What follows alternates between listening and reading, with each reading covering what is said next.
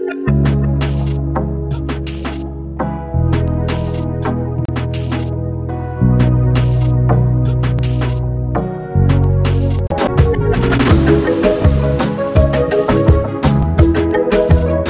tych portach to może być różnie, tak? Bo Jasne, o taksówkach. o taksówkach, nie? Jasne, dobra rada dla wszystkich, którzy gdzieś tam się chcą po Karaibach poruszać. Zaznajomcie się z cenami ze wszystkim, nie? Wcześniej, żeby się nie popłynęli, bo oni to wykorzystają bardzo szybko, jak nie będziecie znali cen, nie? Ceny za taksówki, za jedzenie, restauracje, on wszystko wykorzystają. Więc jak będzie opcja, to oni to zrobią, także i nawet gdzieś tam przy przewalutowaniu oni też to wykorzystają, nie? Także ja to zauważyłem w Kolumbii. Jasne. Tylko że Kolumbię akurat znam, bo tam mieszkałem, więc dla mnie to było takie łatwe Jasne. Jaka jest cena taksówki, tak? Jasne. Jeszcze jak mówiłem w języku. języku. Ty już byłeś w tym środowisku, nie? Także ty już to po prostu poczułeś. Jeszcze miałem peso, Jasne. to już w ogóle się zdziwili. Jasne. Czemu nie dolary? Jasne, no pewnie, no tak. Więc no to od razu oni, aha, ten już wie. To już jest inny wtedy poziom rozmowy. Inna rozmowa, tak. Jasne. No. Nawet nie chodzi o to, że nie chciałbym przepłacić, bo to nie jest jakaś tam większa różnica, prawda? Ale jakby tak podsumować każdy port, to ta kwota w tym momencie naszego wyjazdu się będzie się różniła. Mnoży bardzo. Jasne. No dlatego mówię, uważajcie, nie, bo oni gdzieś na tych białych polują, nie? Jeśli chodzi o te ceny. Oni chcą, oni to po prostu wykorzystają, nie? Jeśli nie będziecie świadomi, także bądźcie uważni, nie? To jest... Na to trzeba uważać, nie?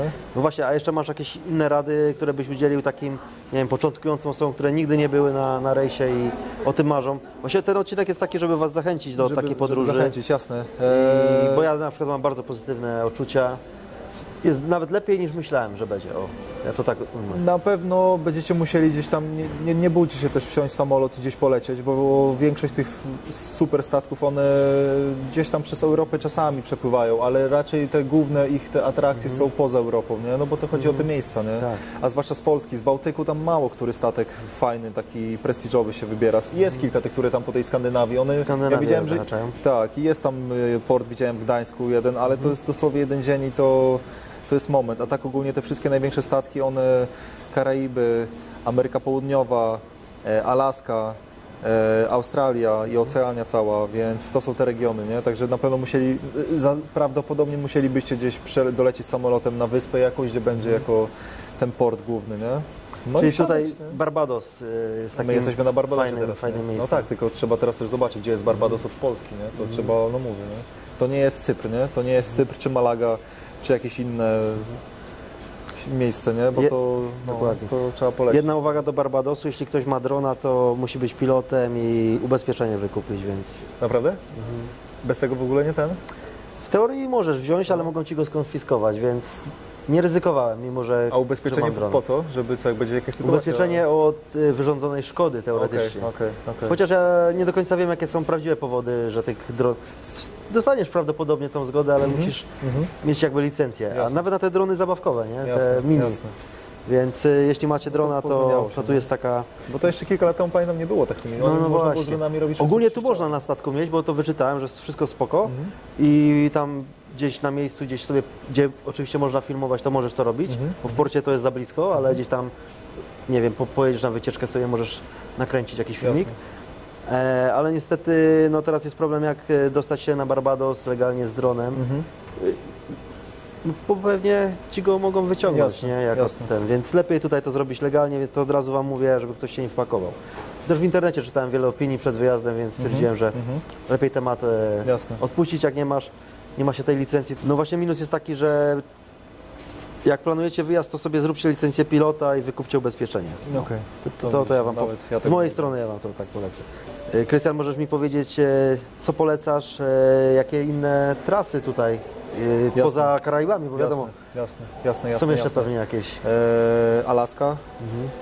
Alaska tak, bardzo fajna. Zawsze będę polecać. Bo to się w lato wypływa z jakiegoś miejsca i nagle się robi zima, tak? Dokładnie. A czasami nawet zimą się wypływa z jakiegoś miejsca, bo na Alasce i tak przecież będzie dalej zima, nie? Także wiesz, i ten klimat oni zawsze będą mieli, będzie podtrzymany, bo tam latem to tam nie ma raczej lata. Co jeszcze? Australia, Oceania na pewno, te wszystkie wyspy, Nowa Zelandia, Polinezja Francuska, to jest niebo na ziemi, nie? To się mówi, że to jest raj, nie? Na pewno Ameryka Północna fajna też jest, tylko oni najczęściej z Ameryką Północną to jest tak, że tam są te porty i one wracają na Karaiby, nie? I po Karaibach podróżują i wracają do USA. Raczej tak po USA sam nie widziałem raczej czegoś takiego. Nie ma za bardzo, nie? Nie za bardzo. Hawaje są? Są Hawaje. Są Hawaje. Hawaje też są faktycznie, no. Powiedz mi, bo jest pewnie jakaś aplikacja, gdzie można to sobie tego szukać. Jasne. Polecam Cruise Mapper.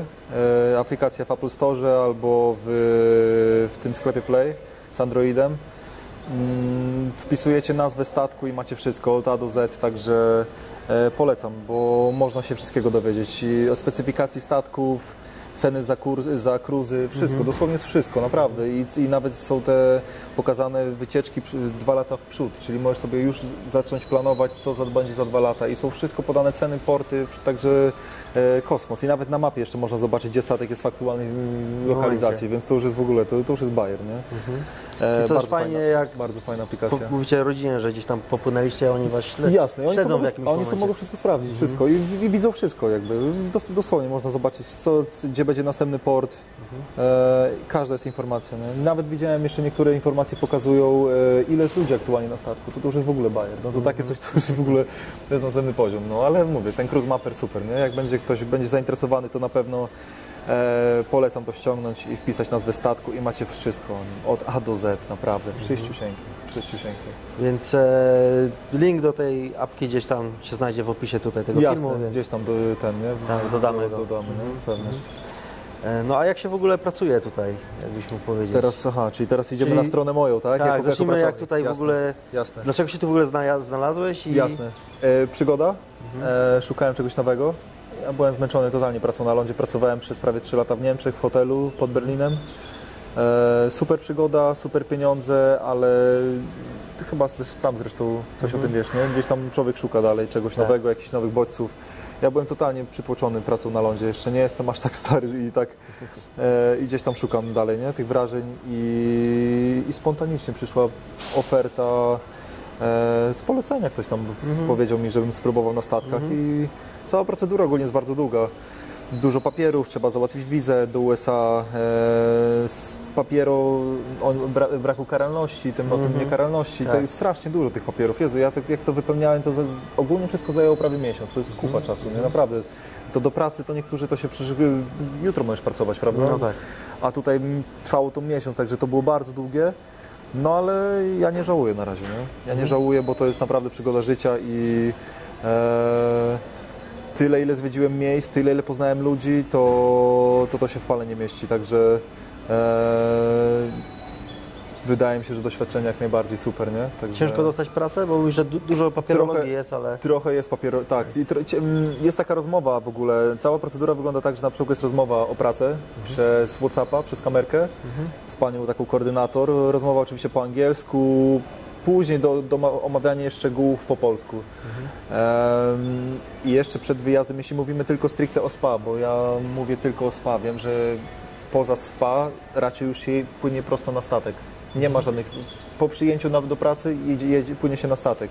Ze spa trochę wygląda to tak, że jest firma, która pośredniczy też ze spa i ona wysyła do Londynu na szkolenie okołomiesięczne z wiedzy o produktach, z wiedzy o masażu, z tym wszystkim jakby chcą nas wprowadzić do tego świata, nie? I później oni decydują, bo pierwszy też to są zasady pierwszego kontraktu, oni wprowadzają i oni wysyłają ludzi na pierwszy kontrakt, nie? Czyli ja nie miałem pojęcia, na który statek mnie wyślą. Ja powiedziałem tylko w rozmowie o pracy, że chciałbym na Royal Caribbean, a oni już wybrali resztę, nie? Także i tak fajnie, że się udało, nie? Bo niektórzy polecieli na statki, na które wcale nie chcieli polecieć. No, wyobraź sobie przez 9 miesięcy być gdzieś w miejscu, gdzie nie na wodzie, gdzie wcale nie chcesz być, nie? No kosmos. Nie? A jak w ogóle, jeśli chodzi o zarobki, jeśli możesz jakieś, nie wiem, widełki tutaj? Jasne.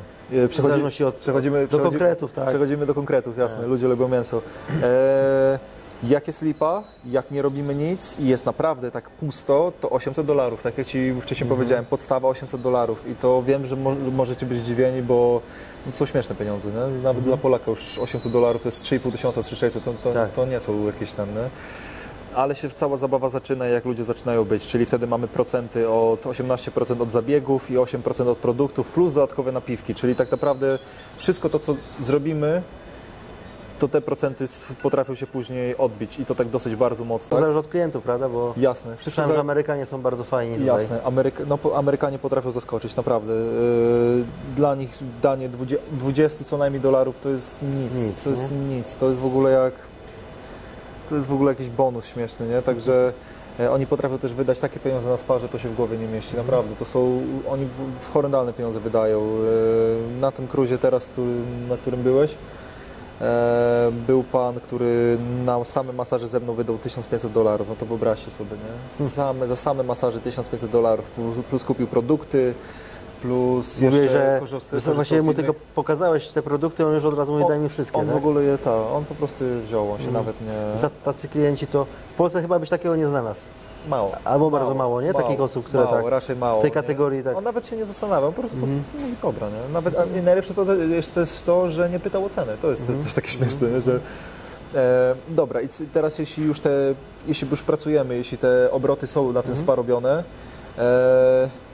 2000 minimum,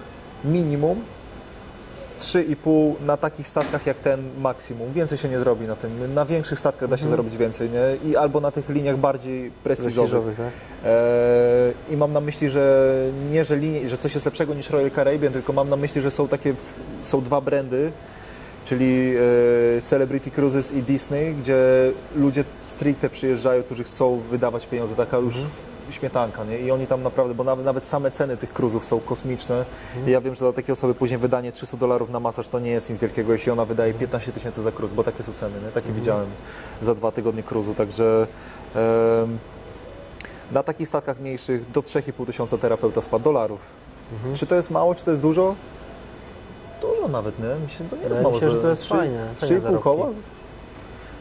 Zero z własnych kosztów. Dokładnie, to jest ten plus, prawda? Tak, jedzenie mamy i mieszkanie mamy za ten, nie? Także i nie masz czasu tego nawet wydać za bardzo, bo... Tylko w portach, nie? Wydajemy na zabawę, czyli taksówki, imprezy, zwiedzanie miast, tylko na to, bo no na co masz wydać, nie? No i w sklepach, no bo...